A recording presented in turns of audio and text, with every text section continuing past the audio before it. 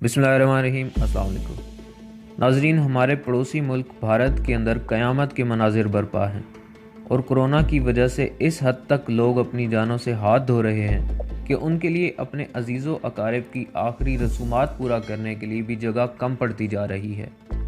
हस्पतालों की ये सूरत हाल है कि मरीज़ों की ज़िंदगी बचाने के लिए ऑक्सीजन बिल्कुल ख़त्म हो चुकी है और ऑक्सीजन तो दूर की बात, अस्पतालों में मरीज़ों के लिए बेड तक मौजूद नहीं। अब तक भारत में कोरोना के मरीज़ों की तादाद 1.5 करोड़ से तजावुज़ कर चुकी है और एक दिन में 3-3 लाख से भी ज़्यादा केसेस सामने आ रहे हैं और तकरीबन हर 4 मिनट में एक मौत कोरोना की वजह से हो रही है।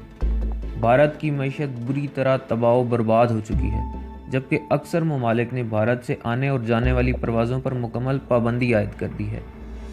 भारत के अंदर क़यामत सुगरा के मनाजिर आप इन वीडियोज़ में देख सकते हैं।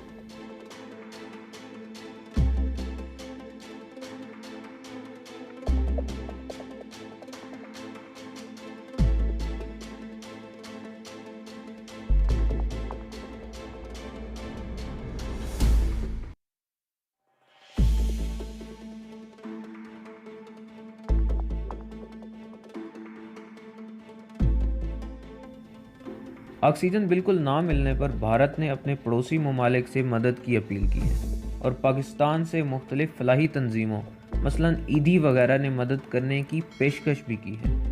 लेकिन अगर देखा जाए तो पाकिस्तान के हालात भी कुछ ज़्यादा अच्छे नहीं हैं।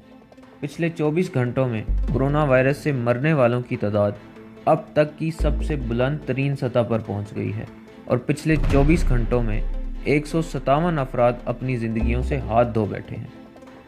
रमज़ानुल मुबारक का महीना है और लोगों के हुजूम ईद की तैयारियों में मशगूल हैं, जो कि पाकिस्तान के लिए भी ख़तरा साबित हो सकते हैं। जब इतने ज़्यादा लोग इकट्ठे बाहर निकलेंगे तो कोरोना के फैलने की शरह बहुत बढ़ जाएगी और हमारा सेहत का निज़ाम इतना अच्छा नहीं है कि इतने ज़्यादा लोगों को सेहत की सहूलियात मुहैया कर सके।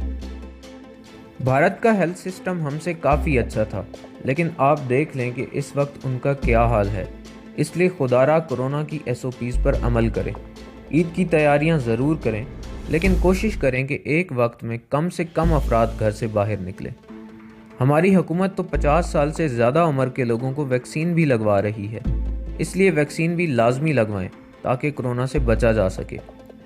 लेकिन अभी भी अक्सर लोग कोरोना की SOPs की धज्जियाँ उड़ा रहे हैं, जिसकी वजह से हुकूमत ने फ़ौज से मदद तलब कर ली है ताकि कोरोना की SOPs पर अमल दरामद करवाया जा सके। इसलिए अब ये फ़ैसला अवाम के हाथ में है कि अपने मुल्क को बचाना है या फिर भारत की तरह तबाही और बर्बादी का शिकार होने देना है। उम्मीद करता हूँ आपको आज की वीडियो पसंद आई होगी। कमेंट सेक्शन में अपनी राय का इजहार ज़रूर कीजिएगा। मज़ीद इस तरह की मालूमाती वीडियोज़ के लिए देखते रहिए इल्मी वर्ल्ड।